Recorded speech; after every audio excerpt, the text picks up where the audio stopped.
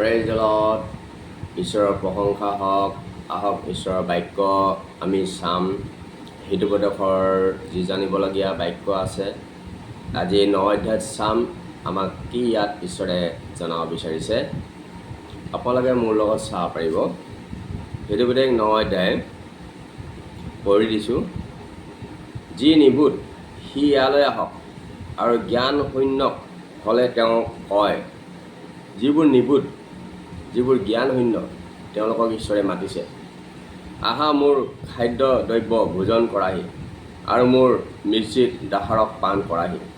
ঈশ্বৰৰ খাদ্য গ্ৰহণ কৰিবৰ কাৰণে মাতিছে। নিবুধৰ লগত এৰি জীৱন ধাৰণ কৰা, নিবুধবোৰৰ লগ এৰিব দিছে আৰু জীৱন ধাৰণ কৰিব দিছে। যিবোৰ নিবুধ, যিবোৰ জ্ঞান শূন্য লোকৰ লগত আপোনাক লগ হ'বৰ কাৰণে ঈশ্বৰে মানা কৰিছে, তেওঁলোকৰ পৰা লগ এৰি পেলাই আপোনাক জীৱন নিৰ্বাহ কৰিব দিছে। আৰু সুবুদ্ধিৰ পথত চলা, আৰু সুবুদ্ধিৰ পথত আপোনাক চলিব দিছে। যি মানুহে নিন্দকক শিক্ষা দিয়ে সি অপমান পায়। যিসকলে শিক্ষাক নিন্দা কৰে, শিক্ষাক হেয়গান কৰে, তেওঁলোকক শিক্ষা আপোনাক দিবলৈ মানা কৰিছে। তেওঁলোকক শিক্ষা দিলে আপুনি অপমান পাব বুলি কৈছে। আৰু যি মানুহে দুষ্টক অনুযোগ কৰে সি কলংক পায়। যদি দুষ্টবোৰক আপুনি যদি অনুযোগ কৰিছে, তেনেকৈ আপুনি কলংক পাব বুলি কৈছে।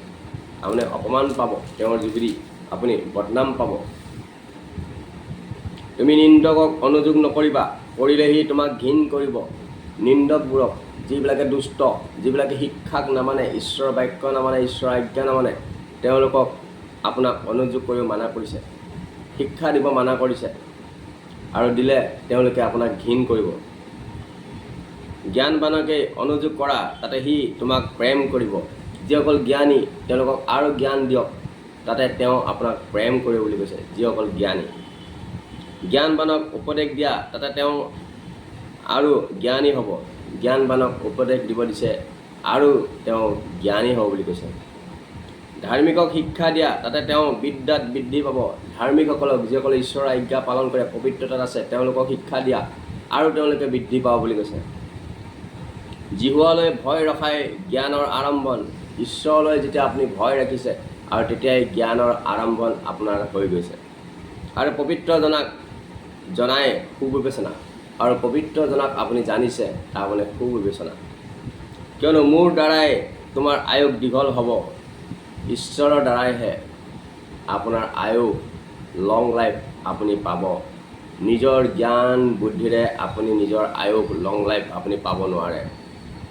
আমি দেখিবলৈ পাইছোঁ, আমি জানো, শুনিবলৈ পাইছোঁ, যি মাইকেল জেকচন আছিলে, নিজৰ আয়ুস বঢ়াবৰ কাৰণে 150 বছৰ জীয়াই থাকিবৰ কাৰণে তেওঁ প্ৰতিশ্ৰুতি দিছিলে।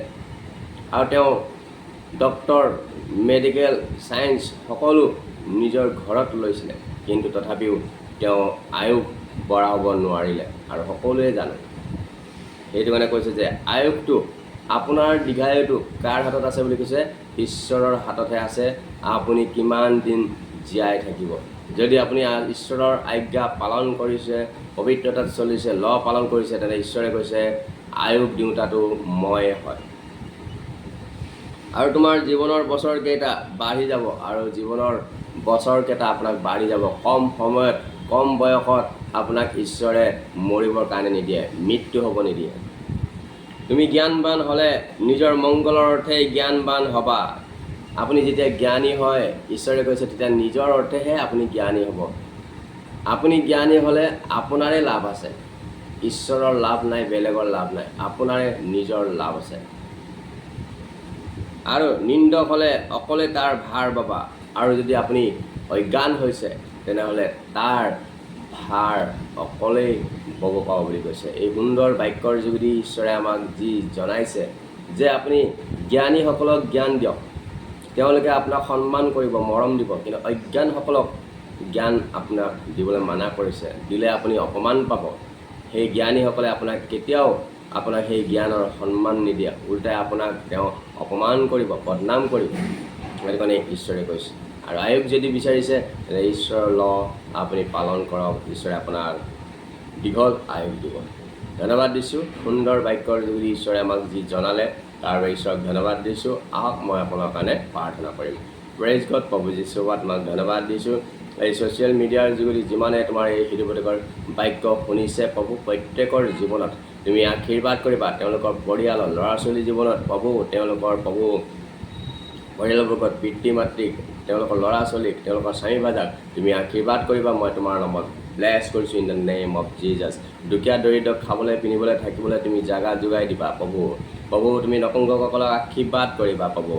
বৃদ্ধসকলক আশীৰ্বাদ কৰিবা। অনাথসকলক আশীৰ্বাদ কৰিবা। মই তোমাৰ নামত মই ব্লেছ কৰিছোঁ in the name of Jesus. যি দেশৰ ৰজাসকল আছে, প্ৰধানমন্ত্ৰী, মুখ্যমন্ত্ৰী, অসমৰ মুখ্যমন্ত্ৰী, নৰ্থ ইষ্টৰ মুখ্যমন্ত্ৰী, গোটেই প্ৰভু ভাৰতবৰ্ষৰ ষ্টেটবোৰৰ মুখ্যমন্ত্ৰী, যিসকল লিডাৰ আছে, MLA আছে, প্ৰত্যেকক তুমি আশীৰ্বাদ কৰিবা। তোমাৰ জ্ঞান বুদ্ধি দিবা যেন দেশখন তেওঁলোকে শান্তিত চলাই নিব পাৰিব, তেনে তুমি আশীৰ্বাদ কৰিবা। মই তোমাৰ নামত ব্লেছ কৰিছোঁ in the name of Jesus. বিশেষকৈ প্ৰাৰ্থনা কৰিছোঁ প্ৰভু, তুমি দয়া কৰা প্ৰভু। যি নেপালৰ ওপৰত প্ৰভু, নেপালত যি বান আহিছে প্ৰভু, যি প্ৰভু পানীৰ যোগেদি প্ৰভু আজি বহুতো মানুহ মৃত্যুৰ মুখত পৰিলে প্ৰভু, নেপালৰ ওপৰত তুমি দয়া কৰা প্ৰভু। তেওঁলোকক প্ৰভু তুমি বচোৱা প্ৰভু। প্ৰভু তুমি দয়া কৰা প্ৰভু। বানপানী নাইকিয়া কৰি দিয়া প্ৰভু, পানীটো প্ৰভু নাইকিয়া কৰি দিয়া।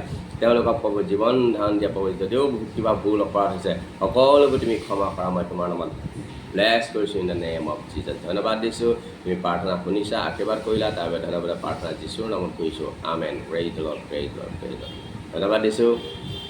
আজিলৈ ইয়াতে সামৰিছোঁ। নেক্সট আমি চাম হিতুপদেশত ঈশ্বৰে আমাক কি জনাব বিচাৰিছে। আজিলৈ নমস্কাৰ।